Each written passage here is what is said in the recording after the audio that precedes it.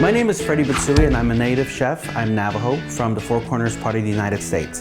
And I specialize in Native American cuisine. So today what I'm going to do is I'm going to prepare a corn chowder.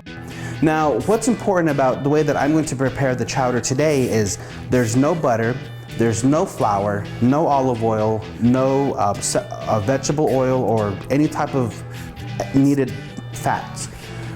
There is, however, bacon. And it's funny because everything is better with bacon, which is true to a certain extent. But to make bacon work in every dish is you only need just a little bit.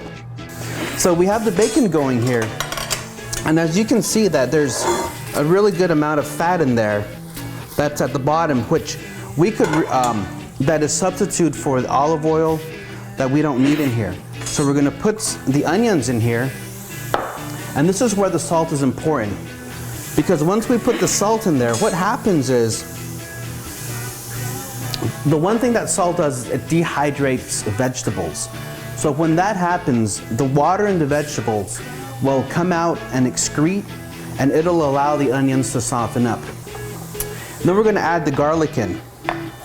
Now this particular state of cooking, especially in soups, is what we refer to as the aromatic state.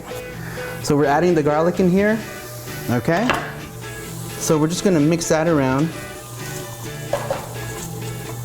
And another really important part about the aromatic state is our herbs, the fresh herbs. Then I'm going to add a little bit of parsley stems, which I'm going to remove also, just to add a little bit more aromatic flavor. So we'll add some pepper in there.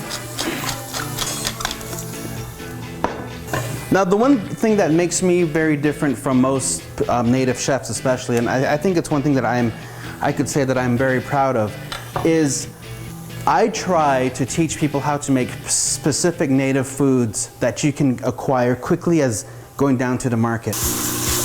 Okay, so right now it smells of bacon, onion, garlic, and some fresh thyme. And this is where I'm going to add half a bell pepper. Red specifically. Now the reason why I add red is only for the sake of color. Now just because your food tastes good, sometimes that just isn't enough because it also has to look good. Now for me, when I make soups at home, I try to make my cuts as uniform as possible, but most of the time I'm going to be the only one that's eating it, so I don't really have to care about the kind of cuts that I make. But also, the amount of care that you put into your food is what you're going to get out of it as well. So, you know, try to find those imbalances as well. We get everything going here. Now, as you can see, we have what we refer to in French cooking as the fond at the bottom, which is the brown stuff that kind of starts forming at the bottom. Now, what that is that's sugar. That is actual sugar in the vegetables, because like I said, vegetables do have water, and onions have a lot of sugar, and that's what the brown stuff that forms at the bottom. So when it comes to, like, for knowledge of diabetics and other people who need to watch their sugar, there's a lot of sugar in onion. So you want to be careful about when you're eating onion and knowing how much sugar is in onion. So now we're going to add the diced green chilies in there, which is, you can get them in different varieties of heat. Since we're in the Southwest, I like to put a little, make sure they're pretty hot in there. But if you're living somewhere up north and you're a little apprehensive of having some heat in your onions, heat in your soup, you can control the amount of chili that you put in.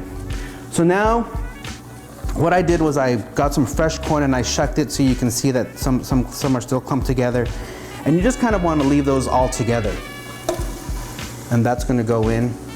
And it's going to add a lot of flavor in there. So this is coming together quite good.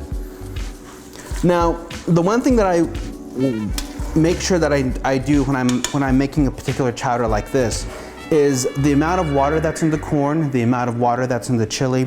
I want all of that to evaporate. And once that evaporates, that's when we're going to start adding our different water and, our stock. Okay, now through the magic of TV, what I've already done was I diced some potatoes. Now this is pretty much your standard russet potato, the baking potato that you see at the supermarket. Now what makes this particular potato very important is its starch content. So we put this in a blender.